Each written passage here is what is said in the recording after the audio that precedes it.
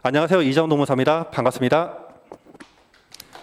예, 박수 쳐주셔서 감사드리고요. 자, 오늘 강의는 여러분들 이제 노무사 시험 공부할 때 노동법 기초입문 특강입니다. 근데 기초입문 특강인데 오늘 수업에서는 노동법에 대해서는 별로 안 할 거예요. 노동법에 대해서는 별로 안 하고 일단 여러분들이 법을 전혀 모르신다라는 그 전제해서 법의 일반론에 대해서, 즉 법학 통론을 수업할 거예요. 법학 통론. 그래서 법학 일반론을 수업을 하는데 법이란 무엇인지, 그리고 판례가 무엇인지, 그리고 법의 체계가 어떻게 되어 있고 이런 법의 체계들이 노동법에서 어떻게 작용을 하는지. 그래서 노동법을 공부하기 앞서서 여러분들이 헌법의 기본 내용, 그리고 민법 내용, 그리고 형법 내용, 행정법도 있어요. 행정법도 사실은. 근데 행정법 내용까지 들어가면 여러분들이 머리가 너무 찌끈찌끈 아플 것 같아서 행정법은 일단 제가 설명을 하더라도 말로 설명하기 위해서 일단 자료에서는 뺐고요. 그리고 진도 상황에 맞춰가지고 노동법 일반론도 제가 전체 큰 흐름을 그냥 말로 설명을 해드릴 그 생각으로 오늘 수업에 진행을 하도록 하겠습니다. 일단 제 소개 간단하게 말씀드리면요. 저는 이제 한양대 법대를 졸업을 했고, 그리고 2014년도에 이제 23회 공인노무사 시험에 합격을 했고, 지금 만 6년째 노동법 강의를 진행하고 있습니다. 물론 이제 그 학원에서 노동법 강의뿐만 아니라 각종 이제 실무 강의들도 진행을 하고 있고요. 그리고 이제 제 책은 현재 노동법 요회책이 이제 5판까지 나왔고 9월 달에 이제 제 6판 개정판이 나올 예정이고요. 그리고 이제 판례집으로 판례로 푸는 노동법이 2판까지 나와 있는데 지금 현재 2판은 절판 중에 있습니다. 절판 중에 있고 역시 12월 말쯤에 이제 3판 개정판으로 나올 거고요. 여러분들이 지금 노동법을 처음 입문하신다 하더라도요. 각종 OT 자료들은 좀 보셨을 거예요. OT 강의들은 보셨을 겁니다. 그래서 노무사 시험이 어떻게 구성되고 있고 또 학원 커리들이 어떻게 진행되고 있는지 이런 부분들은 좀 많이 아실 수가 있어요. 그래서 오늘 수업에서는 이런 중복되는 OT 강의 내용은 다 빼겠습니다. 자, 빼고요. 그리고 이제 여러분들 실제로 노동법은요. 1차 같은 경우에는 그러니까 법률 규정 OX 지문, 판례의 결론 정도만 시험 문제가 나와요. 물론 1차 공부 방법론도 여러분들이 뭐 유튜브라든가 아니면은 이 학원 홈페이지에서 이장원 노무사 검색하면 1차 공부 방법론, 2차 공부 방법론 다 나옵니다. 그걸 좀 참고를 해주시고 결론은 뭐냐면은 노동법 2차는 실질적으로 문제 하나, 사건 하나를 딱 주고 이 사건에 대해서 누가 옳은지 여러분들이 판단하라는 문제예요. 그래서 여러분들 대학교에서 이제 중간고사, 기말고사 보시면은 주제 하나 딱 주잖아요.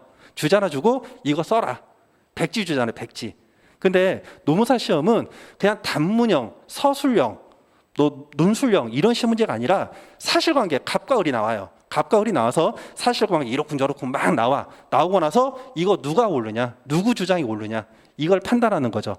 그러면 누가 옳다, 갑이 옳다 또는 을이 옳다 이걸 말하기 위해서는 당사자들이 주장하는 어떤 점들에 대해서 반박 근거가 있어야 되겠죠. 그 근거. 근데 단순하게 법 조문에 뭐뭐해라, 뭐뭐하지 말라 한 줄 처리 있습니다. 그런 거 시험 문제 나올까요? 안 나오죠. 예를 들어서 여러분들 노동법이니까 여러분들 회사 입사하면 근로계약서 다 쓰시죠. 근로계약서를 안 쓰면 처벌되죠. 그건 다 알아요. 근데 그게 왜 그러냐 하면 뭐라고 할까요?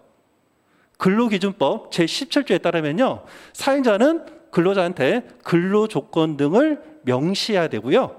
또 근로조건 중에서 크게 4가지. 임금, 근로시간, 휴게, 휴일, 휴가. 자, 이 부분은요. 서면으로 작성해서 교부를 해야 되고 이를 위반하면 500만 원 이하의 벌금형에 처한다는 법 규정이 있습니다. 그러니까 여러분들이 그 법 규정에 의해 가지고 사업장에 딱 갔어. 근데 사용자가 근로계약서 안 줘. 그럼 어떡해? 야, 법 규정이 이러니까 빨리 근로계약서 써. 아니면 노동청에 근로계약서 미작성으로 해서 이제 고발을 하는 거죠. 그러면 이제 근로감독관이 이제 적당하게 몇십만 원 이제 그 벌금형을 이제 부과를 합니다. 자, 그런데 이런 것들이 시험 문제는 안 나오겠죠. 2차 시험에서. 2차 시험에서 이렇게 단순하게 법조문을 가지고 판단하는 게 아니라 여러분들 판례는 많이 들어보셨을 겁니다. 근데 판례는 뭐냐? 어떠한 분쟁이 발생을 했는데요. 단순하게 한 줄 처리. 법 규정 가지고 처리가 되면 좋은데 처리가 안 돼. 법 규정이 여러분들 추상적일까요? 아니면 구체적일까요? 법 규정이. 일반적으로는 추상적입니다. 일반적으로는. 그래서 이거를 구체적으로 주저주저 쓰면요, 법전이 어마무시하게 이제 높아질 거예요.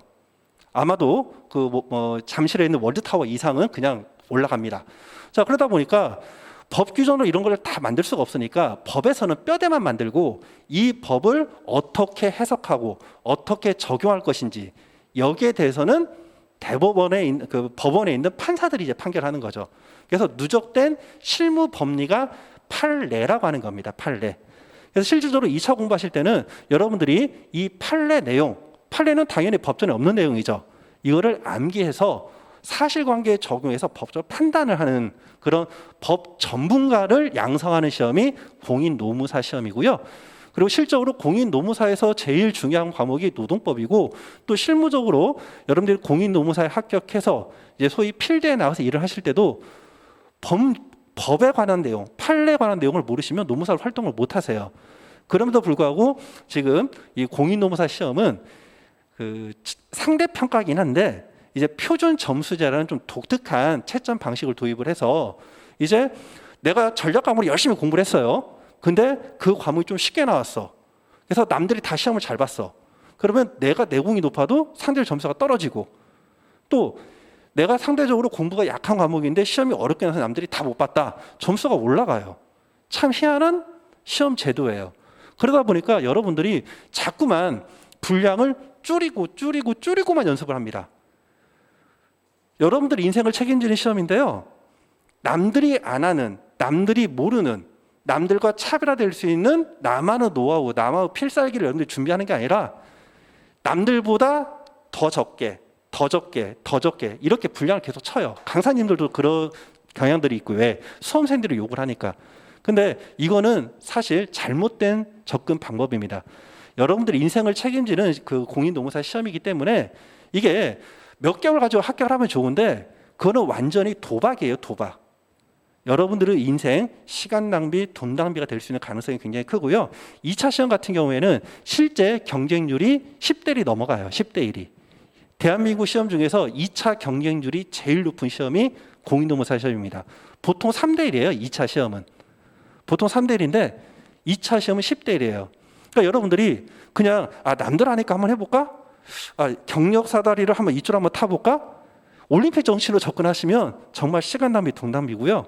여러분들이 진짜 여러분들의 노하우를 쌓고 내 공부 내공을 쌓고 필살기를 쌓아 가셔야 돼요. 갑자기 그 문제 말이 썰이 옆으로 했는데, 그래서 이제 그 노동법 시험 문제는 실적으로 사례 해결 능력을 키우셔야 됩니다. 그래서 단순하게 어떤 판례를 암기하는 정도로 그치는 게 아니라 실제로 여러분들이 논술력이 있어야 돼요. 그래서 남들을 설득할 수 있는 답안지를 구성하는 능력도 좀 필요하시고요. 그게 위해서는 평소에 여러분들이 사고력을 육하 원칙에 따라서 논리력 있게 표현하는 연습도 미리미리 해두시는 게 좋습니다. 그래서 이건 여담이고요. 그리고 마스크 너머에는 뽀샵 처리가 되긴 했는데 이제 이런 얼굴이 좀 숨어 있으니까 혹시라도 이제 코로나가 좀 이제 해결이 돼서 이제 마스크를 벗었을 때 이제 저 확인하시면 인사해 주시면 저도 반갑게 인사를 하겠습니다. 자, 목차를 보시면 아까 말한 것처럼요, 법체계 일반론, 그리고 법률 관계, 그리고 헌법과 노동법, 민법과 노동법, 형법과 노동법 이렇게 처리를 할 거고요. 이제 본 수업 들어가서 첫 번째 꼭지입니다. 여러분들 책에 있으니까요, 이 책에 있는 내용으로 좀 집중을 해주시고, 제가 PPT를 저는 원래 수업 스타일이 판서 스타일인데 요즘 트렌드가 또 전자칠판을 이용을 하고 해서 제가 목차 정도, 뼈대 정도만 제가 그냥 간단하게 이 파워포인트로 해서 올려놨거든요. 그러니까 여러분들이 그냥 책을 보실 때 눈에 좀 잘 안 들어올 때 칠판 한번 봐주시고, 여러분들 실제 수업은 여러분들이 가지고 있는 요 책 있죠. 공인노무사 2차 기초입문서 이 책을 가지고 수업에 따라오시면 되겠습니다. 일단 여러분들이 법과 그리고 법률 관계의 개념을 기억하셔야 되는데요. 여러분들 법이 뭘까요? 법이. 여러분 법을 굉장히 어렵게 생각을 하시는데요. 한자, 제가 옆으로 가면 사라지니까 이걸 어떻게 할까? 왼쪽 맨 끝에 그쪽에도 화면이 있죠. 그러면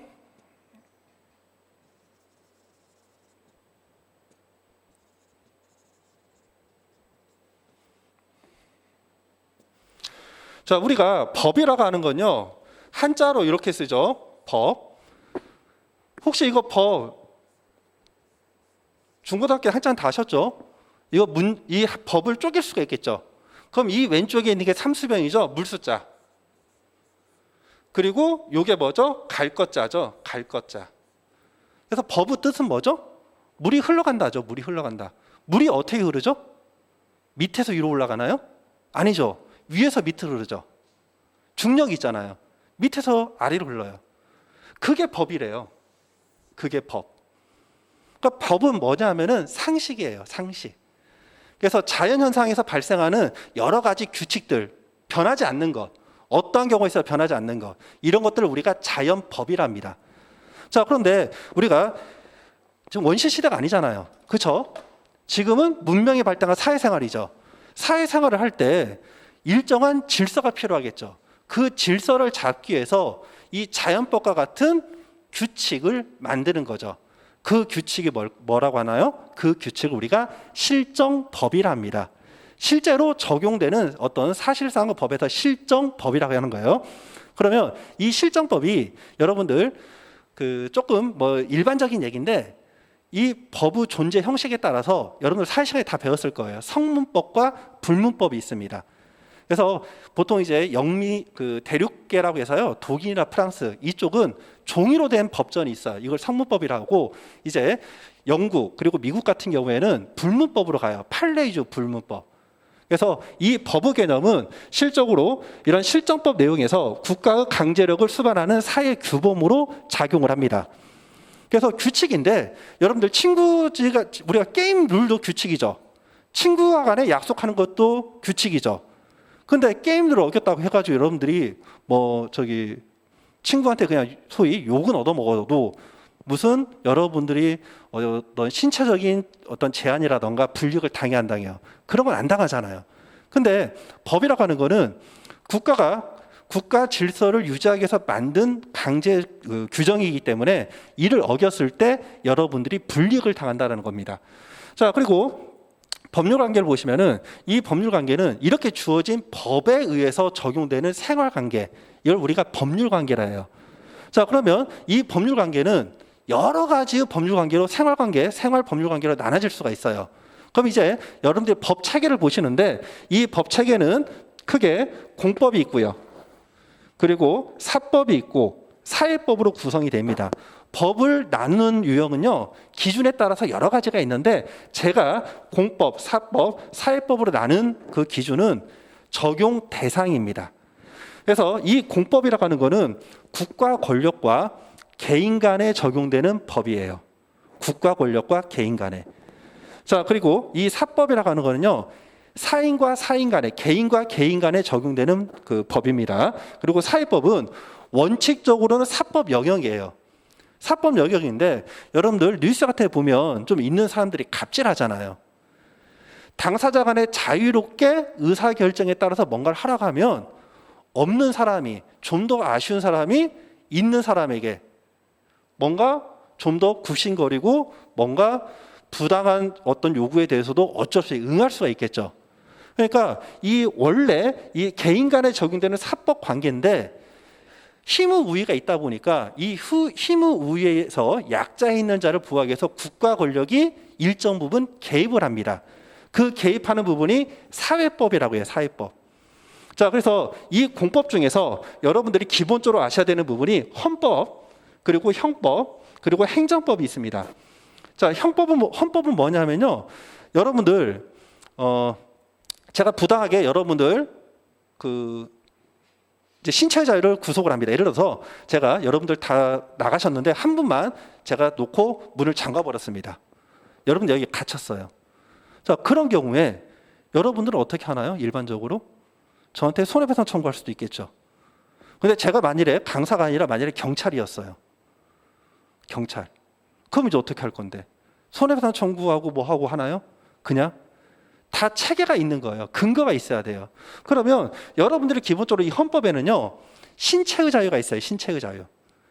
그래서 이 신체의 자유라는 기본권이 있기 때문에 여러분들의 신체가 부당하게 침해되지 않아야 돼요. 근데 여러분들의 신체의 자유가 부당하게 침해가 되면 이제 여러분들이 뭔가 그러니까 여러분들은 법적으로 보호할 수 있는 이익, 이게 법이익이랍니다. 한자를 그대로 풀었으면 돼요. 법이익. 법으로 보호되는 이익이 법이익인데 여러분들의 신체유자, 즉 법이익이 침해됐기 때문에 저한테 이제 어떻게 손해배상을 청구할 수가 있는 거예요. 이해가 되셨죠? 자, 그리고 제가 여러분들의 자유를 부당하게 구속을 했기 때문에 저는 이제 법률 규정이 다시 있는 거죠. 형법전이 있는 거예요. 형법에 의해 가지고 저는 여러분들에서 뭐 감금죄의 어떤 죄책을 부담을 하는 거죠. 근데 이 상황이 어떻게 되느냐? 지금 제가 여기서 뭐 형법이 나오고 또 손해배상 청구를 할 때는 민법 개념으로 가는 겁니다.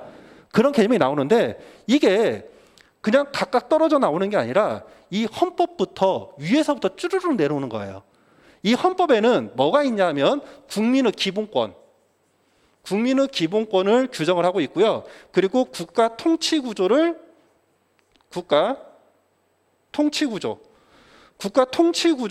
이 헌법전에 규정되어 있습니다. 그래서 여러분들이 이제 기본권이 있으니까 이 기본권을 보호하기 위해서 이제 국회에서 다시 법률을 제정을 하는 거죠. 민법을 제정하고 형법을 제정하고 기타 특별법을 제정해서 이 각각의 법률 규정에서 여러분들의 권리가 보호가 되는 겁니다. 자, 그래서 이제 이 형법은요, 일반적으로 여러분들이 어떤 일반 개인이 뭔가 여러분들이 흔히 말하는 범죄행위를 저질렀을 때 이 범죄를 하지 못하도록 뭔가 제재를 가하는 것, 이게 형법입니다. 자, 그리고 행정법은 뭐냐 하면 행정법 같은 경우에는 이제 국가가 가지고 있는 권력, 이걸 우리가 공권력이랍니다. 공권력. 이 공권력이 여러분들의 개인적인 어떤 법익을 침해했을 때 그 침해를 배제하고 그 침해에 대해서 뭔가 권리 구제를 요청할 수 있는 어떤 체계가 담긴 법, 이게 행정법 내용이에요. 그래서 예를 들어서 여러분들이 뭐 지금은 아니겠지만 장차 앞으로 돈을 많이 벌어가지고 어디에 땅을 샀어요. 땅을 샀는데 국가가 여러분들의 땅을 정당한 보상을 하지 않고 그냥 수용을 해버립니다. 그러면 여러분들이 뭔가 손해를 입었죠. 뭔가 여러분들이 권리를 구제해달라고 요청을 해야겠죠. 그런 거에 관련된 부분들이 이 행정법 적용이 되는 거예요. 자, 그리고 이 사법에서 가장 대표적인 부분이 이제 민법인데요. 민법은 여러분들 1차 시험에서 제일 어려운 과목입니다. 민법. 그래서 이 민법은 여러분들 일반적인 생활관계에 사는 모든 법률관계가 다 들어가 있어요. 그래서 이 민법 중에서도 특히 민법 총칙이라는 게 있어요. 이 민법 총칙 부분은 1차 하실 때 여러분들이 달달 보셔야 돼요. 자, 그리고 이제 오늘의 메인은 아니지만 앞으로 여러분들 노무사 시험에서 메인인 노동법 부분이 있는 거죠. 노동법. 그래서 법 체계가 이렇게 돼 있다는 걸 기억을 해주시고,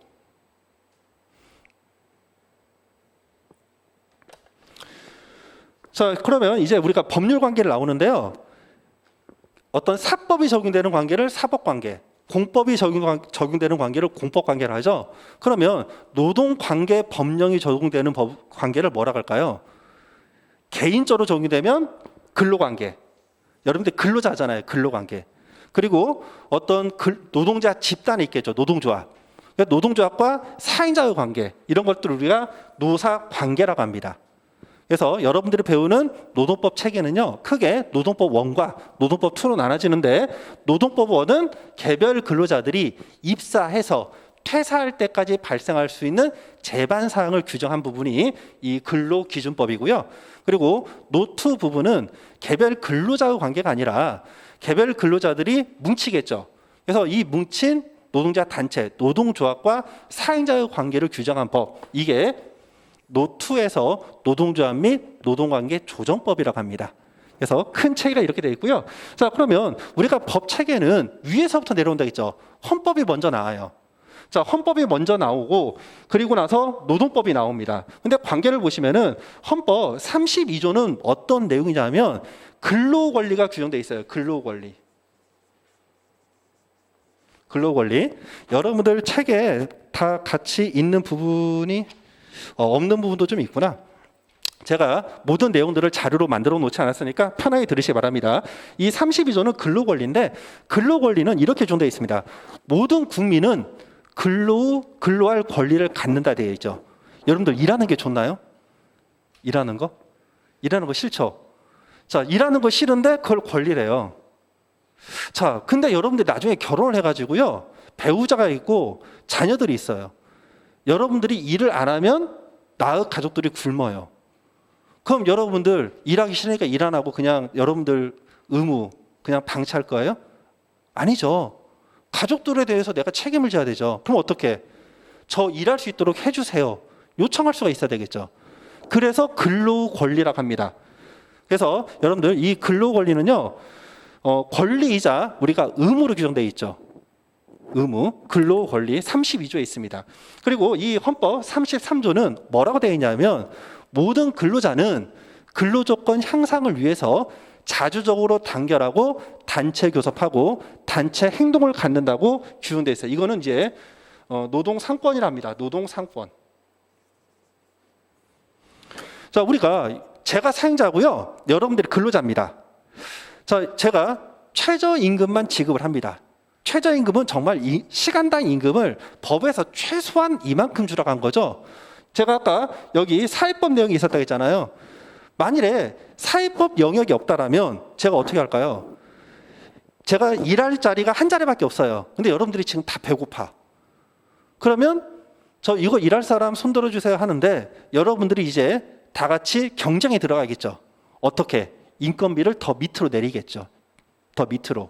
그래서 이런 여러분들이 약자이기 때문에 이런 어떤 경쟁 관계가 들어갔을 때 부당한 불이익을 당하지 않도록 기준을 정하는 거. 이게 아까 법이라고 했었죠. 자, 그래서 그 부분에서 나왔구나. 이제 일을 할 때 제일 중요한 부분이 돈이죠. 돈. 그러면 임금 협상을 하는데 여러분들과 저가 개별적으로 근로 조건을 정해요. 그럼 여러분들이 아무래도 불리하겠죠. 그러다 보니까 여러분들이 뭉쳐서 단체로서 저랑 뭔가 교섭을 한다는 겁니다. 그래서 32조는 일단 주체가 모든 국민은 근로할 권리를 갖고 이렇게 근로할 권리를 가진 근로자들이 실제 근로조건 향상을 위해서 자주적으로 단결할 수 있는 권리가 헌법 33조에 있는 겁니다. 그래서 이 32조에서요, 근로권리에서 개별적인 근로관계, 근로기준법이 규정이 되는 거고 헌법 33조 노동상권에서 노동조합 및 노동관계 조정법이 규정이 되고 있는 거죠. 그래서 실제 이제 법률 관계에서 근로관계, 노사관계에서 적용되는 법이 근로기준법, 노조법, 그리고 기타 노동관계 법령들이 있는데 문제는 우리가 민법, 형법, 헌법을 왜 한다고 했었냐? 우리가 일반적으로 헌법이 가장 기본적인 법이에요. 그리고 우리가 아까 순서가 공법과 사법으로 나눴죠? 헌법 다음에 나오는 게 이 민형사법입니다. 민형사법. 그래서 우리가 민법, 형법, 행정법 내용들이 두 번째가 들어가는데 문제는 이 노동법과 행정법의 관계가 어떤 관계냐? 얘가 좀 더 특별해요. 얘가 좀 더 특별해. 왜? 원래 이 사회법 영역은 사법 영역이라 했죠. 사법 영역인데 이 사법 영역으로 그냥 공법과 사법을 그냥 두면 사회적 약자의 보호가 좀 잘 안 돼서 국가가 적극적으로 개입한다겠죠. 국가가 적극적으로 개입하니까 어떻게 해요? 특별하게 대우하는 거죠. 그래서 이 노동법이 이제 헌법 다음으로 적용이 되는 거예요. 왜? 얘네들은 일반법이에요. 얘네들은 일반법. 얘네들은 일반법이고 얘가 특별한 법입니다. 특별법. 이렇게 가는 겁니다. 자, 그러다 보니까 노동관계 법령에서 규정되어 있지 아니한 내용은 없는 내용은 뭐가 적용되죠? 일반법인 민법, 형법, 행정법이 적용될 수밖에 없는 거고요. 그래서 여러분들이 노동법을 하기 전에 일반법인 민법, 형법, 행정법의 기본적인 사항들을 기억을 하셔야 되는 겁니다. 자, 그리고 우리가 법으로 모든 것을 다 규정하면 끝나요. 근데 헌법 안에 국민의 기본권 놓고 국민의 기본권을 보호하기 위한 각종 제도를 다 집어넣습니다. 아마 달나라도 더 갈 겁니다. 지구 몇 바퀴 돌 거예요. 지구 몇 바퀴. 그러다 보니까 우리가 제일 중요한 거는 그냥 정말 골자만 뽑아가지고 헌법에 놓고 이 헌법 안에서 다시 국회에서 각각 개별적으로 정하라고 법률 규정을 만들고요. 그래서 법의 체계를 보면 맨 위에 있는 게 헌법이에요. 그리고 이 헌법 밑에 뭐가 있느냐? 국회에서 제정하는 법률이 있습니다. 법률은 국회에서 제정을 해요. 자, 그리고 이 법률 밑에는 시행령이 있는데요. 시행령이 있는데 이 시행령은 대통령이 정합니다. 그리고 이 시행령 밑에 시행규칙이라는 게 있어요. 시행규칙은 각부 장관이 정하는 겁니다. 근데 보통 노동관계 법령이라면 이 법률과 시행령만을 의미하는 거고요. 행정규칙은 실제 어떤 실무할 때 있어서 절차적인 부분을 놓고 있기 때문에 보통 이 법령에서는 시행규칙은 보통 생략을 합니다. 해당 부분은 나중에 여러분들이 행정법 배우실 때 정리를 하는 거예요. 자, 그래서 우리가 법 규정을 자세하게 놓으면 좋은데 법 규정에 자세하게 놓을 수가 없으니까 이제 어떻게 추상적인 법 규정을 법 전문가인 판사, 법관들이 이거를 어떻게 적용할지, 어떻게 해석할지 이걸 판단하는 것, 그게 판례라고 했었죠. 그래서 실제 여러분들이 노무사 시험 공부를 할 때는 이 판례가 제일 중요한 내용이 되는 겁니다.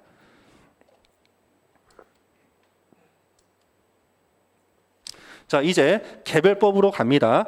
헌법 내용이에요. 그래서 지금부터는 헌법의 일반적인 내용을 설명해 드릴 겁니다.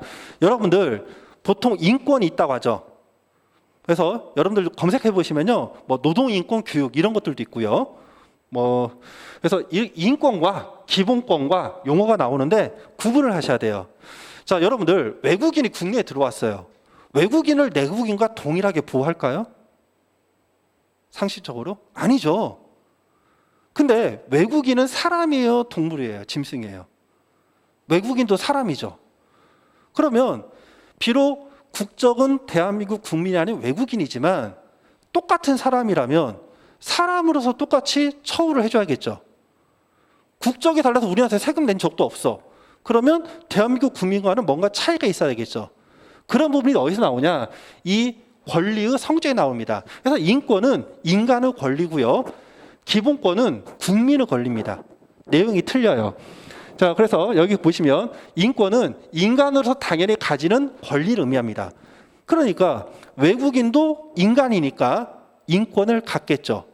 그래서 신체의 자유 외국인이 안 가질까요?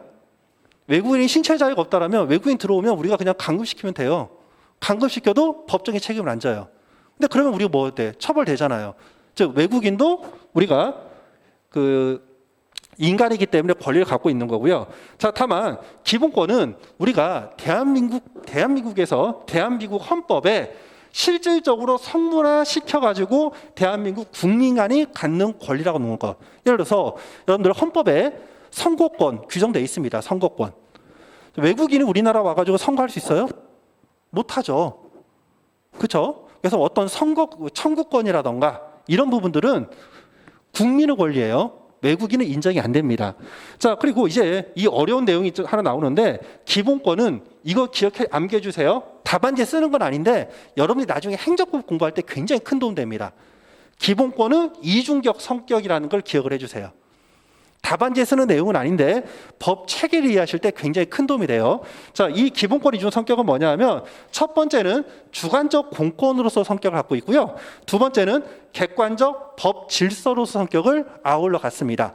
자, 무슨 말이냐면 우리가 기본권을 권리를 가져요. 근데 국가 권력이 여러분들의 기본권을 침해해요. 그러니까 어떻게? 국가에 대해서 야, 내 권리 침해하지 마. 내 권리 침해하면 나한테 뭔가 보상을 하고 내 권리를 조정해줘, 구제해줘 이렇게 요청을 하겠죠. 그래서 이 주관적 공권은 말 그대로 객관적이라는 말은 나 외에 모든 사람에게 적용되는 것, 주관적인 거는 개인 나에게만 적용되는 것. 그리고 아까 이 권리가 사법관계가 아니라 공법관리에서 국가에 대해서 요구하니까 주관적 공권이 되는 겁니다. 이해가 되셨죠? 그래서 이 주관적 공권은 국가, 대국가적 교력, 이 말은 뭐냐 하면 국가의 어떤 침입적 행위에 대해서 내 권리 침해하지 마 이렇게 요청할 수 있는 권리라는 겁니다. 자, 그런데 두 번째 객관적 법질서. 자, 이 개념을 여러분들이 필히 기억을 해 주셔야 돼요. 다시 한번 말씀드리지만 시험 문제는 안 나와요. 대신에 이해는 하셔야 돼. 자, 경찰관이 있습니다. 뭔가 의심이 돼요. 그래서 불식 업무를 계속합니다. 체포를 해가지고 그냥 신문 좀 보여주세요가 아니라 체포해서 경찰서 유치장에 그냥 다 가둬버립니다. 의심이 있어가지고. 자, 그러면 그거 불법행위가 아닌가요? 직권남용이죠. 불법행위예요. 이거 불법 체포죄로 처벌될 수 있습니다. 근데 이 사람이 나는 몰랐다. 나는 이 사람이 뭔가 범죄 행위를 저지를 가능성이 있고 뭔가 범죄 그 혐의가 있는 것으로 봤기 때문에 나는 체포한 것이다. 이렇게 항변을 하는 거죠. 자, 그런데 예를 들어서 A라는 사람에 대해서 이런 행위를 했어요. 혼나겠죠. 아, 이거 불법이야. 하면 안 돼. 아, 죄송. 처음에 A 할 때는 그냥 넘어가. 근데 또 B한테 또 그래. C한테, D한테 계속 숫자가 넘어가요. 그럼 이제 어떻게 해야 되죠? 이 사람이, 경찰관이. 아, 이렇게 하면 큰일 나겠네. 이런 행위를 하면 안 내겠네. 또 일반 국민은요. 야, 경찰이 이렇게 하면 이거 불법 행위래. 남들이 알겠죠. 그럼 어떻게? 처음에는 국가 권력과 개인 한 사람에 적용되던 부분이 이제는 어떻게? 1대1이 아니라 1대 다수 관계 형성되면서 지켜야 될 룰이 형성되겠죠. 그게 객관적 법 질서라고 합니다. 이해가 되셨죠? 그래서 기본권은 두 가지 성격을 가져요. 주관적 공권의 성격과 객관적 법 질서 성격을 갖는다. 그래서 여기 포인트는 주관적 공권은 뭔가 침해를 당한 1대1 관계고요. 객관적 법 질서는 나 외에 똑같은 처우를 당할 가능성이 많을 때 그때 뭔가 어떤 법적 해명을 하는 관계에서 객관적 법 질서라는 표현이 나옵니다. 그래서 이 객관적 법 질서는 이런 부분이 있어요. 우리가 주관적 공권은 국가가 침입적 행위를 개인한테 할 때인데 이런 부분들이 넓어지면서 객관적 법 질서 형성이 되죠. 그럼 이런 거죠. 아까 경찰관이 그냥 뭐 아무 사람들이나 함부로 체포하면 안 된다 이런 부분이 생겼죠. 근데 그게 좀 더 확장되면 어떻게 되죠? 경찰이 하는 게 아니라 그 누구도 함부로 신체의 자유를 부당하게 침해되진 않는다는 법질이 형성이 되면 경찰뿐만 아니라 지나가는 제3자가 나의 신체의 자유를 침해하면 돼야 안 돼요? 안 되는 거예요. 그래서 이 기본권의 객관적 법질서의 성격에서 사인 간에도 그 효력이 확장, 적용이 되는 겁니다. 흐름을 기억을 해주세요. 자, 그래서 기본권의 분류를 보시면요. 이제 주체에 따라 가지고 인간의 권리와 국민의 권리로 크게 구분이 되고 있고요. 자, 내용은 일단 내용 요거 할까요? 내용. 이 내용은 여러분들이 조금 기억을 해주세요. 8페이지 자료에 있는 내용을 조금 체크를 해주시면서 거의 다 메모를 좀 부탁드릴게요. 기본권은 우리가 크게 어떤 그 인간의 존엄성 측면에서요. 행복추구권과 평등권이 규정되어 있습니다. 행복추구권은 헌법 제10조에 규정되어 있고요. 평등권은 11조에 규정되어 있어요. 행복추구권은 말 그대로 인간은 여러분들 왜 사나요? 노무사 시험 왜 합격해요? 갑자기 생뚱맞은 소리인데 저는 이제 제가 어렸을 때 좀 조숙했던 것 같아요. 생각을 참 많이 했는데 그 초등학교 때 이런 생각을 했습니다. 내가 도대체 왜 살까? 그때 물음표를 한번 찍어봤어요. 그래서 공통분모를 한번 다 확인해봤어요. 왜 사냐고 했을 때 다른 사람들이 야 그건 아니야라고 말할 수 없는 그런 항목까지 다 들어갔어요. 어떤 사람은 먹는 거 좋아하고 어떤 사람은 공부 잘하는 거 좋아하고 어떤 사람은 뭐 노는 거 좋아하고 여러 가지가 있겠죠. 근데 궁극적으로 갔더니 그 하는 목적이 뭐죠? 내가 좋아하는 거를 하는 목적이 뭐예요? 내가 그거 하면 기분 좋으니까, 내가 행복하니까. 그래서 인간은 기본적으로 행복을 추구할 권리를 갖는 겁니다. 그게 헌법에 규정되어 있어요. 행복 추구권. 인간은 행복을 추구할 권리를 갖는다. 행복 추구권. 근데 한 가지 여기서 저는 그래서 어느 경우에 행복이 올까 고민을 해봤더니요. 갑자기 이게 철학 교육이 된 것 같습니다. 이 행복이 오는 포인트가 여러분들 다 아시겠지만 만족할 때 그때 비로소 행복하더라고요. 돈 아무리 벌어도 만족을 못하면 내가 돈 더 벌려고 하면 뭔가 목적이 있겠죠. 예를 들어서 10억을 벌었어. 50억을 벌었어. 100억을 벌었어. 그 사람이 과연 행복할까요? 내가 만족을 못하고 계속 뭔가를 하는데 근데 여러분들이 진짜 배고플 때 컵라면 딱 먹어요. 포만감이 있으면서 기분 좋아지잖아요. 행복한 거죠. 그렇죠? 그래서 여러분들 어떤 남은 인생을 위해서 노무사 시험에 뛰어들었지만 노무사 합격만이 여러분들의 행복을 담보하진 않습니다. 물론 시험에 들어온 이상 합격을 하면 행복해지겠죠.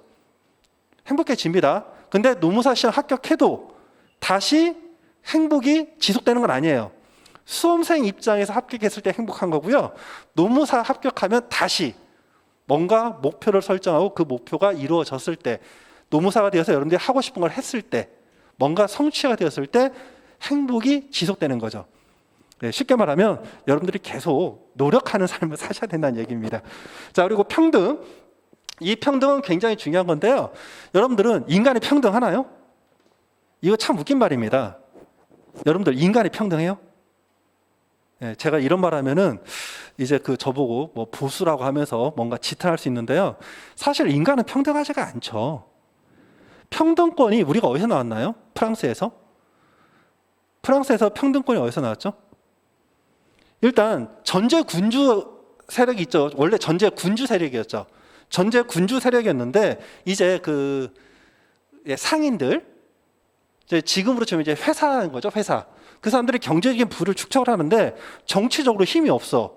그러니까 그 시민 세력들이, 시민 계층들이 전제 군주에 대해서 야, 너랑 나랑 똑같아. 나한테도 권력을 줘.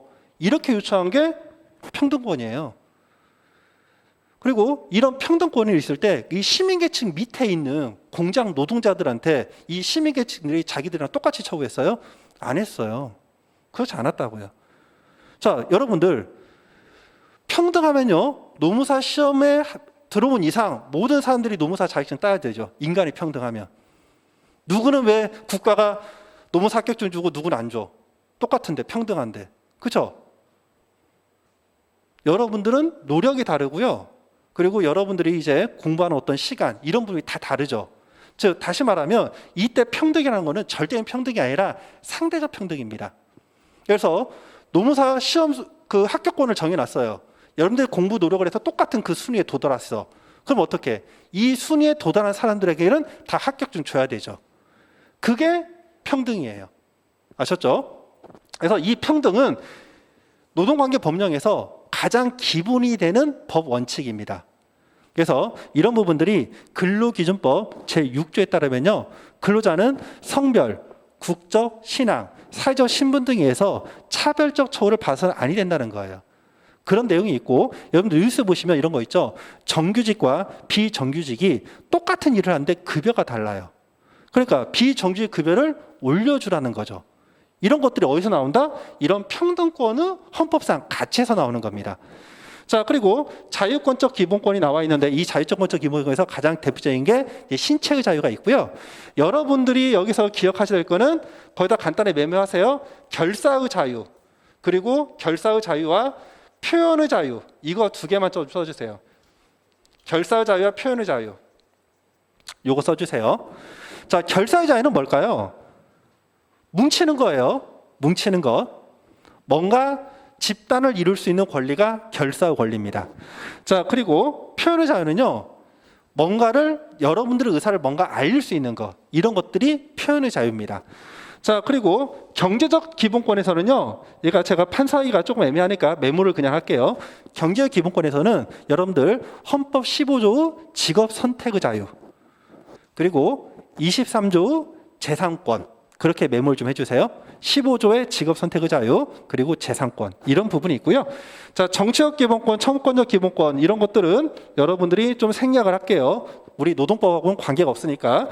자, 그리고 이 사회적 기본권에서 메모하십시오. 32조의 근로권리, 그리고 33조의 노동 3권이 나오는 겁니다. 자, 그리고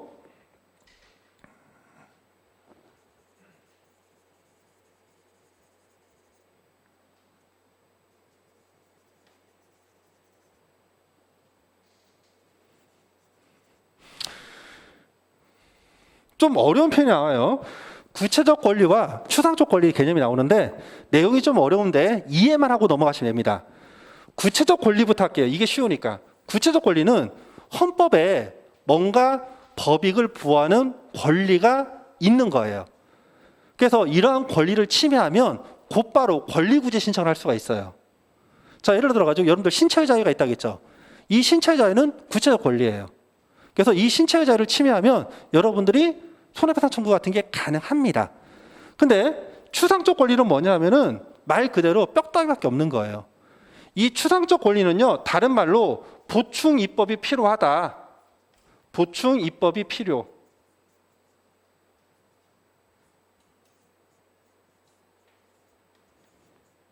이렇게 생각하시면 돼요. 우리가 헌법에 규정되어 있는 권리라 기본권이라 하더라도요, 이게 만일에 그 법적 성격이 구체적 권리면은 다른 개별적인 법 규정이 없어도 돼요. 근데 추상적 권리라면 개별적인 입법이 이루어졌을 때 그때 비로소 권리로서 보장이 되는 것, 이게 추상적 권리다. 그렇게 이해하시면 되겠습니다.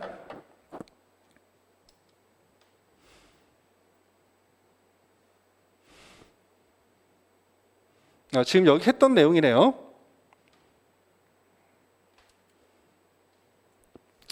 기본권의 효력입니다. 기본권 효력은 이거는 참고로 보시면 돼요.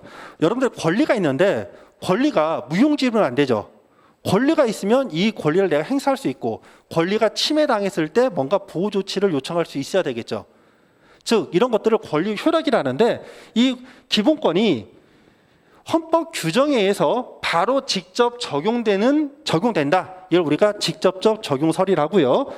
헌법 규정 가지고는 좀 부족하고, 우리가 일반 법률 규정은 일반 매개 규정이라는 게 있어요. 그럼 매개 규정을 통해서 일반 조항, 매개 조항이라고 하는데, 이 사후사항은 매개 조항을 통해서 간접적으로 적용된다. 이런 설이 이제 간접 적용서에서 견해들이 있는 겁니다.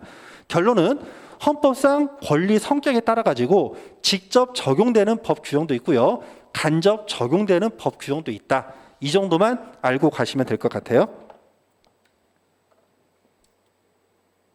자, 이제 기본권의 충돌인데, 기본권의 충돌은 여러분들이 조금 신경 써서 봐주시면 돼요. 여러분들 권리를 가지고 있는, 기본권을 가지고 있는 국민, 갑과 을이 둘이 만났습니다. 갑과 을이 둘이 만나서 자기들의 권리를 주장을 하는 거예요. 상반된 자기들의 권리. 여러분들 비가 오면요, 오늘 오는 길에 아침에 조금 비가 좀 왔더라고요. 이제 소나기인지 모르겠지만, 자, 비가 오면 옛날 말로 소금 장사가 유리해요, 우산 장사가 유리해요? 해 뜨고 비 온다 하면, 해가 뜨면 누가 유리하죠? 소금 장수. 근데 비가 오면 우산 장수. 근데 이제 뭐 조물주가 있겠죠. 그러면 소금 장사는 해 뜨게 해달라, 우산 장수는 비 오게 해달라, 그렇게 하겠죠. 그러면 조물주는 어떻게 해? 조물주는 해를 올려요, 비를 내려요? 자, 그렇게 생각하시면 됩니다. 뭔가 국가 권력에 대해서 권리를 요청할 수 있는 상반된 복수가 있는 경우, 복수 당사자가 있는 경우, 그래서 각자 자기의 기본권을 요구를 하는데, 그 기본권이 서로 충돌될 때, 이를 우리가 기본권의 충돌이라 합니다. 기본권의 충돌. 자, 그래서 개념을 보시면, 복수 기본권 주체가 서로 충돌하는 권익을 실현하기 위해서 국가에 대해서 각기 대립 때는 기본권의 적용을 주장할 때, 이때 기본권의 충돌 문제라고요. 자, 예시를 한번 들어보겠습니다. 자, 지금 근로자의 직업 선택의 자유와 사용자의 재선권 부분이 있는데요. 여러분들이 공부 열심히 하셔가지고요, 노무사 합격하고 돈도 많이 벌어가지고 창업을 했습니다. 그래서 여러분들의 노하우가 있어요. 근데 여러분들의 노하우를 가지고서 여러분들이 죽으라고 일만 하면 안 되잖아요. 여러분이 누군가 여러분들의 노하우를 가지고서 일할 사람을 키워야 되겠죠. 근데 기껏 여러분들의 노하우를 키워줬는데 먹튀를 해버리네. 여러분들 열 받아요, 안 받아요? 열 받죠. 내 노하우 다 줬어, 내 기술 다 줬어, 먹튀를 해. 안 되잖아요. 그럼 이런 거지. 법은 상실이죠. 내가 내 노하우를 너한테 줄게. 대신에 최소한 너가 우리 사업장을 위해서 얼마 동안 일을 해. 그리고 너가 나중에 이 노하우를 가지고 창업하고도 좋고 경쟁회사를 가도 좋은데, 최소한 어느 범위에서는 일하지 마. 내가 지금까지 했던 어떤 그 영업이익을 보호하기 위해서. 자, 여러분들 이게 부당해요? 부당할까요? 여러분들이 만일 사업주라면, 여러분들이 노하우를 가지고서 뭔가를 누군가에게 기술을 줬어. 근데 바로 옆에서 여러분도 노하우를 인수해가지고 바로 여러분들이 1층에 있는 뭐 A 건물에 있는데 B 건물에서 바로 똑같은 업종을 해가지고 이제 영업을 합니다. 그러면 맞을까요? GS 마트가 A 건물 있고 B 건물 옆집에 나란히 있어요. GS 마트가. 이게 바람직해요? 아니죠. 그렇죠? 자, 그래서 여기를 보시면 일단 사용자는 나의 영업이익을 보호하기 위해서 뭔가 제재를 할 수 있는 권리가 있어요. 그게 뭐예요? 재산권을 가지고 있기 때문이죠. 근데 반면에 근로자는요. 아까 제가 직업 선택의 자유가 있었다고 했었죠. 근로자는 내가 먹고 살기 위해서 내가 나의 자유 의사에 따라서 직업을 내가 선택할 수가 있고 내가 원하는 장소에서 일할 권리가 있는 겁니다. 직업 선택의 자유를 가지고 있어요. 이해가 되셨죠? 그래서 여기서 문제되는 거는 그거 메모하세요. 경업금지 약정이라는 게 있습니다.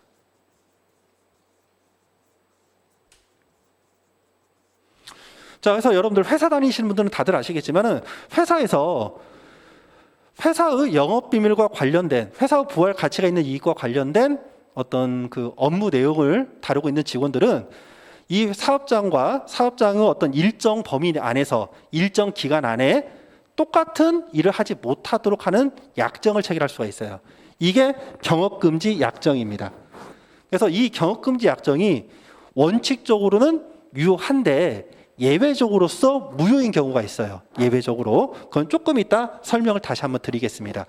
자, 그리고 근로자의 표현의 자유와 사용자의 인격권이 충돌할 수 있겠죠. 근로자는 내 의사 표현인데 내가 말하고 싶은 대로 말하는 거야. 내 의사 표시하는 거야. 나의 헌법상 권리야. 주장을 하는데 문제는 회사의 이미지를 훼손하는 거죠. 자, 여러분들 인터넷에서 연예인들 여러분들 마음에 안 들어서 막 댓글로 비방합니다. 그럼 어떡하죠? 그 연예인들이 여러분들 뭐로 고소를 하죠? 명예훼손죄로 고소하잖아요. 그렇죠? 왜? 그 당사자의 명예, 인격권도 헌법에서 보호되기 때문입니다. 그래서 여기 근로자의 표현의 자유, 사용자의 인격권, 명예권 여기는요. 실제 노동관계 법령에서 어디에서 문제가 되냐면 조합 활동의 정당성에서 문제됩니다. 조합 활동 정당성. 자, 노동조합은 근로조건 향상을 위해서 자주로 단결한 단체이긴 하지만 항상 사용자와 대립관계에 나와 있는 쟁의만 하는 게 아니죠. 소속 조합원들의 복리를 위해서도 우리가 정당한 조합 활동을 할 수가 있는 거예요. 그런 정당한 조합 활동을 하면서 뭔가 대자보도 붙일 수가 있고 뭔가 어떤 표현 안대 방송을 할 수도 있고 그런 활동들을 한다는 거죠. 그런 활동을 하면서 상대방의 명예 등을 훼손할 때 과연 이게 어느 범위까지 허용될 것인가 이런 부분들을 우리가 다루는 겁니다. 그래서 해당 부분에서는 형법상 명예훼손죄에 관련된 내용이 나오는데 뭐 간단하게 여러분들 상식으로 말씀드리면요. 판단 기준이 크게 두 가지입니다. 일단 첫 번째 내용이요. 전체적으로 보았을 때 진실해야 돼요. 뻥치면 안 돼요. 그리고 두 번째는 그 표현의 목적이 누군가를 비방할 목적이 아니라 공익을 위한 목적이어야 돼요. 이런 것들은 나중에 다 배우니까 그냥 흘려 들으시면 돼요. 지금 오늘 수업은 여러분들이 법을 처음 정말 법에 아무것도 모르시는 상태이기 때문에 법이 어떤 식으로 흘러가는가 그냥 한 귀로 듣고 한 귀로 흘리시면 되는 거고 제가 메모해 주세요 하는 것들만 체크하시면 됩니다. 자, 그다음에 이번에는 바뀌어요. 사용자가 뭔가 표현을 하고요. 그리고 근로자의 노동상권 부분이 있습니다.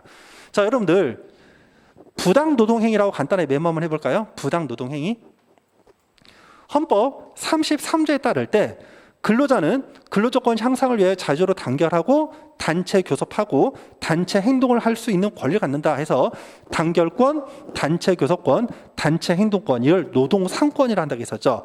근데 이 노동상권을 행사하지 못하도록 사용자가 부당하게 뭔가 숨어서 뒤에서 꽁수 부리는 거 이걸 우리가 부당노동행위랍니다.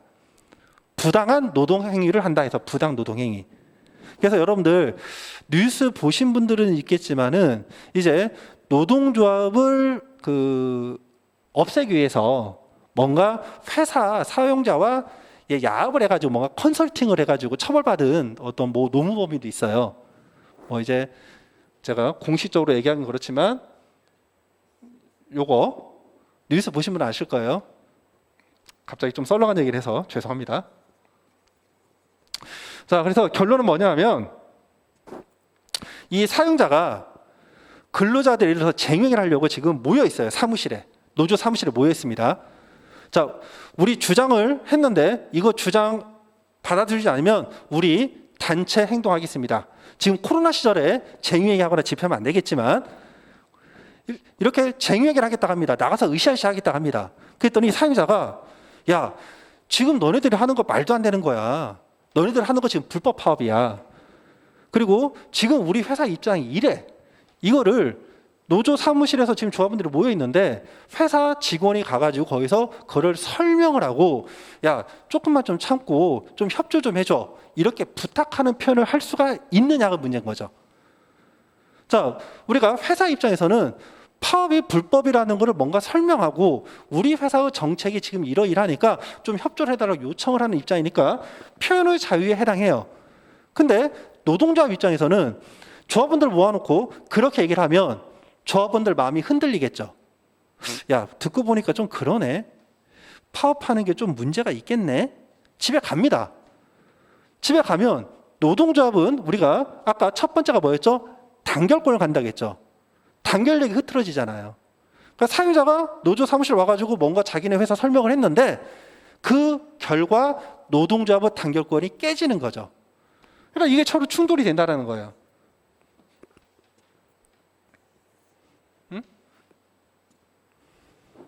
이게 충돌이 된다. 그럴 때 어느 범위까지 사용자의 표현의 자유를 인정할 것인가, 이런 문제가 발생을 하는 겁니다. 자, 그리고 이제 근로자의 단체 행동권과 사용자의 재산권 부분인데요. 여러분들, 근로자는 노동 상권을 가지니까 단체 행동권이 표현되는 작은, 그러니까 이런 거죠. 단체 행동권이 위에 있는 권리고요, 쟁의권이 밑에 있는 권리라고 생각하시면 돼요. 그래서 법조 표현으로 단체 행동권의 발현 형태로서 쟁의권이 인정이 됩니다.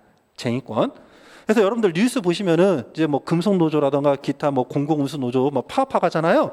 그런 부분들이 헌법상 이 단체 행동권에 근거한 권리입니다. 그런데 사업장이 안 돌아가네. 그러면 회사의 영업이익이 그러니까 어떤 수익이 완전히 뭐 회사가 가동 자체가 안 돼 버리니까 회사의 재산상 손실이 발생을 하겠죠. 그럼 회사는 지금 회사의 재산권이 침해가 됩니다. 그래서 이 양자간의 권리를 주장했을 때, 이 충돌됐을 때 이 충돌을 어느 점까지 인정할 것인가, 이런 문제가 발생을 하는 거죠. 자, 그래서 여기에서는 우리가 판례에 따를 때 이 단체 행동 발현 형태, 즉 쟁의 행위가 어떠한 경우에 정당할 것인가, 그 정당성 판단 기준을 이제 여러분들이 판례로 다 암기를 하셔야 됩니다. 자, 그래서 뭐 참고로 말씀드리면은 일단 흘려 들으세요. 그냥 얘기하는 겁니다. 나중에 수업 시간에 다 배워요. 일단 단체 행동을 할 수 있는 주체는 아무나 하면 안 돼요. 단체 행동은 왜 하냐면 우리가 근로조건 향상을 위해서 회사 측에 뭔가 요청을 할 수 있는 자가 그 요청사항을 관철시키기 위해서 실력 행사로서 쟁의를 합니다. 그럼 단체 교섭은 누가 한다? 노동조합만이에요. 그러니까 주체는 노동조합이 돼야 되겠죠. 자, 그리고 목적사항은요, 기본적으로 근로조건 향상을 위해서만 할 수가 있어요. 근로조건 향상. 그리고 사용자가 처분할 수 있는 사항이 됩니다. 그러면 이 단체 행동 사항에서 회사 측에서 회사의 정책사항, 회사 경영자들의 어떤 고유한 의사 결정에 따라서 이루어진 사항을 노조 측이 야, 그건 안 돼. 이거 안 하면 우리 파업할 거야. 이런 식으로 접근이 가능하다, 가능하지 않다. 가능하지가 않아요. 그런 사항들은. 이해가 되셨죠? 그러니까 근로조건 향상을 위해서는 주장할 수가 있는데 회사의 경영사항이나 경영정책에 관여하지는 못합니다. 그렇게 관여하면 사용자 측의 재산권, 실적으로는 이 재산권이라는 표현에서 더 들어갑니다. 재산권이 있고요. 뭐 직업 선택의 자유, 사용자도 직업 선택의 자유가 있어요. 자, 그런 거에서 나오는 권리가 뭐가 있냐? 경영권이라는 권리가 있어요. 이 경영권을 침해하기 때문에 인정이 안 되는 겁니다. 뭐 그리고 시기적인 측면에서는 여러분들이 혹시 아시는지 모르겠지만 이제 조정과 중재 절차를 거쳐야 돼요. 그리고 조합원 찬반 투표를 거쳐야 되고요. 그리고 폭력행위, 파괴행위 이런 것들은 인정이 안 됩니다. 그래서 이런 부분들을 나중에 이제 여러분들이 판례를 통해서 그 판단 기준을 다 공부를 하시는 거예요.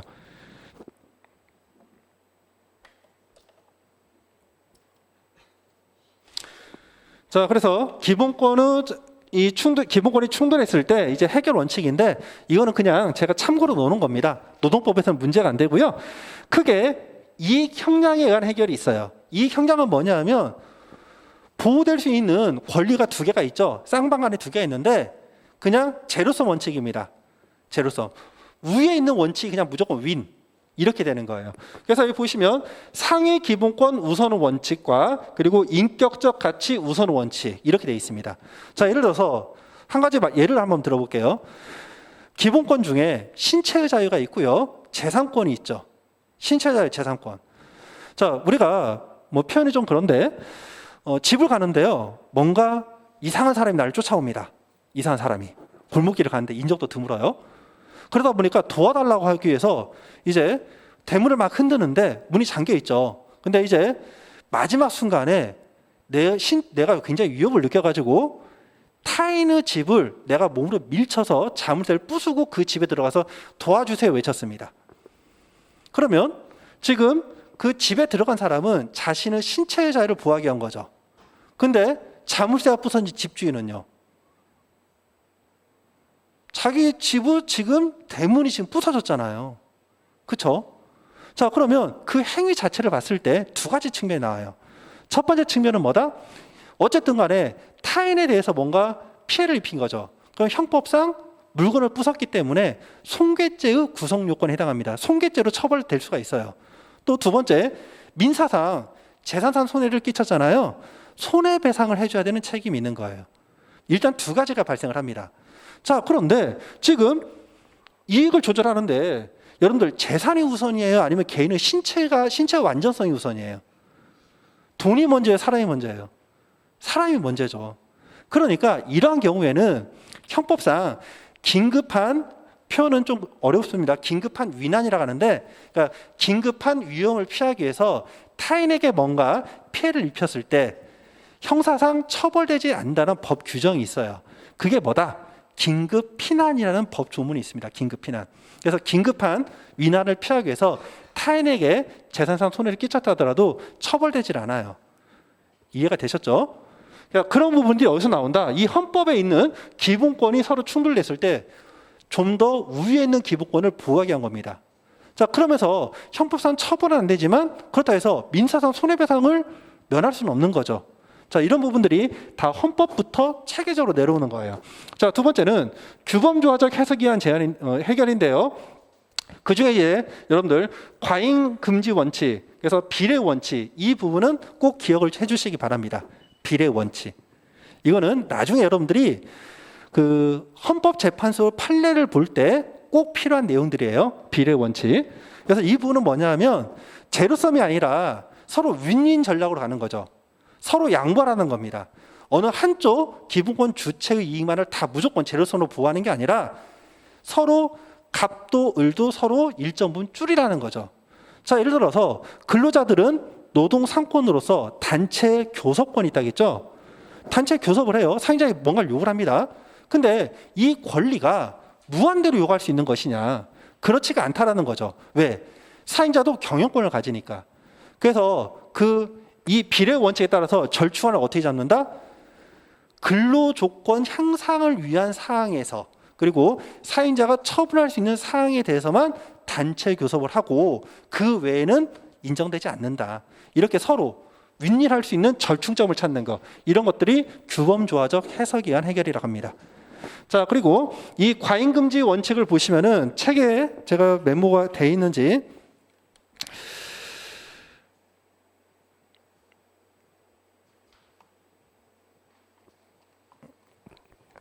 이 과잉금지 원칙은 뒤쪽에 있네요. 프레임을 하나 더 넘겨볼게요. 자, 여기 내용을 보시면은 여러분들 기본권은 제한이 가능해요. 어디에? 헌법 37조 2항에 일반적인 법률 유보 조항이라는 게 있어요. 일반적 법률 유보.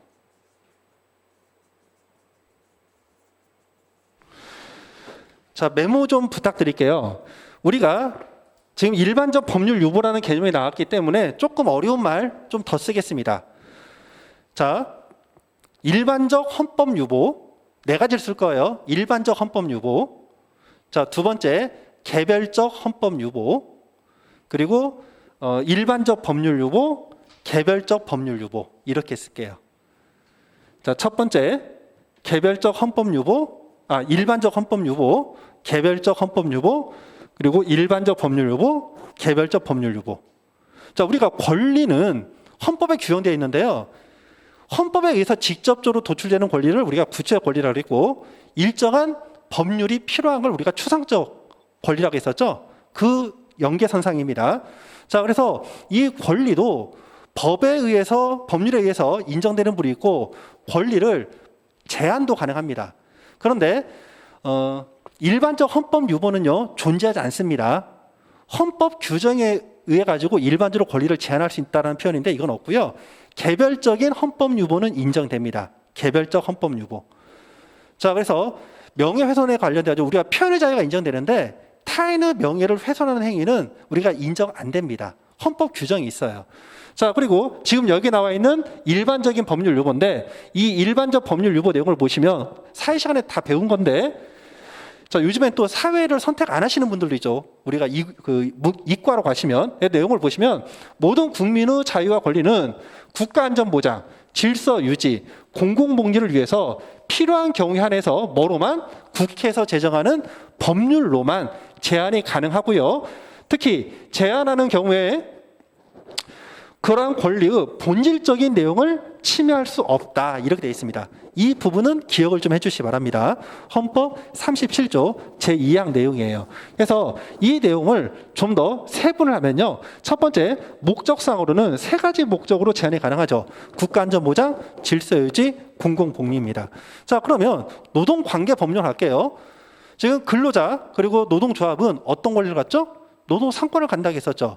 노동상권을 가져서 단체 교섭을 하고 교섭에 결렬됐을 때 실력 행사로서 쟁의행위를 한다고 했었죠. 그러한 권리를 제한할 수 있다라는 겁니다. 또 사행자도 경영권을 갖죠. 근데 이 경영권도 제한할 수 있다라는 거죠. 자, 그럼 여기서 어떤 거로 제한이 가능할까요? 국가안전보장? 이거는 관계가 없죠. 자, 그러면 어떻게? 질서유지? 질서 유지도 좀 넓은 개념이죠. 사업장 내에서 질서 유지는 좀 많지는 않습니다. 보통은 공공복리를 가지고서 제한이 가능합니다. 이해가 되셨죠? 자, 그리고 형식은 법률로만 하고 있고요. 자, 방법상 한계, 이게 뭐냐? 비례 원칙입니다. 비례 원칙. 우리가 법 중에 제일 높은 법, 제일 상위에 있는 포시자 법이 뭐였죠? 헌법. 그리고 이 헌법 밑에 법률이 있다고 했었죠? 됐죠? 근데 이 법률이 정당하게 만들어진 법인가 판단을 하려면 기준이 뭐가 돼요? 헌법이 기준이 되는 거예요, 헌법. 그래서 헌법재판소에서 판단하는 그 판례 내용을 보시면 대부분 이 비례 원칙을 가지고서 판단합니다. 그래서 첫 번째, 네 가지가 있는데 꼭지가 입법 목적이 정당한 것인가? 법률 규정이 만들어졌는데 이 법률 규정의 입법 목적이 과연 정당하게 이루어진 것인가? 두 번째는 수단의 적합성입니다. 입법 목적이 정당해요. 예를 들어서 취약계층 노동자를 보호하기 위해서 뭔가 법을 만들었는데 이 법이 다른 방식으로도 뭔가 사용자라던가 어떤 이런 자들의 재산권을 제한할 수도 있는데 굳이 이 방법을 했다. 그럼 수단이 적합하지 않다. 이렇게 판단도 가능하다라는 겁니다. 자, 그리고 세 번째는 피해 최소성이에요. 이런 법률 규정에 의해서 누군가의 법익이 제한이 될 때 그 제한되는 법익을 최소한으로 하라는 겁니다. 자, 그리고 마지막 법익 균형성입니다. 법익 균형성. 그래서 보호되는 법익과 침해되는 법익 간에 조화가 이루어져야 된다는 거예요.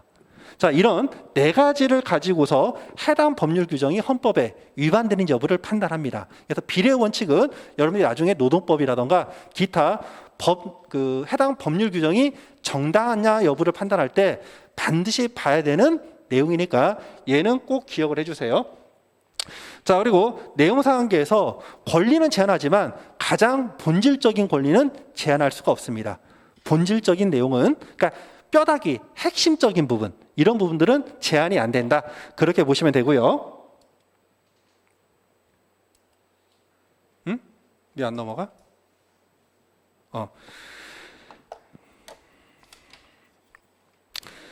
자, 헌법 마지막 꼭지인데요. 기본권이 침해됐을 때 어떻게 우리가 구제를 하는가 관련된 구제 제도입니다. 첫 번째는 위헌법률 심판 제도가 있고요. 두 번째는 헌법소원 제도가 있습니다. 위헌법률 심판 제도는 뭐냐 하면 법원에서 사인 간에 또는 사인과 국가 간에 법적 다툼이 발생을 했어요. 근데 법적 다툼이 발생하면 누가 옳다 그르냐를 판단하는 첫 번째 기준이 뭐라고 했었죠? 첫 번째 기준이 법률 규정. 법률 규정이 추상적이었을 때 이 법률 규정 해석이 판례가 된다고 했었죠. 근데 판단 기준에는 이 법률 규정 자체가 처음부터 그 상에 있는 헌법 가치에 반한다면 비록 법률 규정이 있다 하더라도 이 법률 규정이 효력이 없다고 볼 수가 있겠죠. 왜? 제일 궁극적인 법은 꼭대기에 있는 헌법 규정입니다. 그래서 당사자 간에 어떤 법률 규정이 있어요. 그래서 이 법률 규정에 따라 가지고 행위를 했다 하더라도 이 법률 규정 자체가 처음부터 헌법 가치에 반한다라면 이거는 문제가 있는 거죠. 자, 그래서 이 첫 번째 헌법에 반하는지 여부, 그러니까 법률이 헌법에 위반된 여부를 심판해달라 이렇게 요청하는 것, 이게 위헌법률 심판 제도입니다. 자, 그래서 이 위헌법률 심판은 항상 그 법원의 사건이 계속 중일 때를 전제하는 거예요. 법원에서 사건이 계속될 때 이 법률이 적법하냐 적법하지 않느냐가 문제될 때 그때 법원에서 헌법재판소에 이 법률이 헌법에 위배되는 여부를 판단해달라 이렇게 요청하는 게 위헌법률 심판 제도입니다. 자, 그리고 헌법소원은 뭐냐 하면 처음부터 헌법재판소에 어떠한 행위에 대해서 판단해달라 합니다. 특히 행정청 행위에 대해서. 국가 공권력이 뭔가 행위를 해야 되는데 하질 않아요. 뭔가를 말이 꼬였다. 뭔가를 해야 되는데 하지 않아요. 안 해야 되는데 해요. 그러면 이런 국가 공권력의 자귀나 한다는 걸 자귀라고요. 하지 않는 거를 우리가 부작위라 합니다. 표현이 좀 어려운데 여러분들 많이 나와요. 자기, 부자기 두 가지가 나오는데 자기는 어떤 행위를 하는 것, 그리고 부자기는 하지 않는 것을 의미합니다. 이런 공권력의 자기, 부자기에서 개별 국민의 기본권이 침해가 되었을 때 이 공권력이 헌법에 위배되는지를 판단해달라 이렇게 요청하는 게 헌법 소원이에요. 그래서 그렇게 하는 것 중에 아까 말한 국가 공권력에 대한 헌법 위반 여부를 판단하는 것을 우리가 두 가지로 나누는데 이거를 권리구제형 헌법 소원이라 합니다.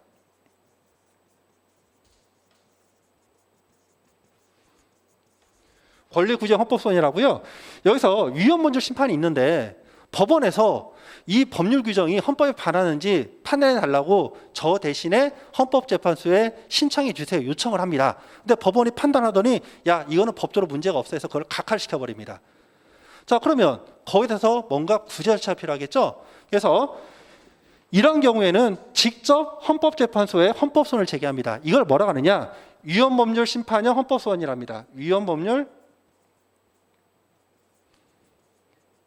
심판형 헌법소원이라요.